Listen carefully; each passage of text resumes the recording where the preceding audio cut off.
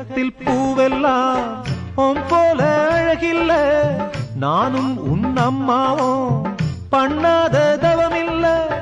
தென்பாண்டி மன்னவனோ முழுகித்தான் முத்தெடுத்தான், தேனே உன் அம்மாவோ முழுகாம முத்தெடுத்தா.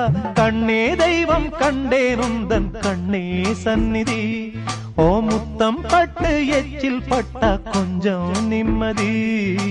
சின்ன சின்ன பூவே நீ கண்ணால் பாரு போதும், தொட்டு தொட்டு பேசு என்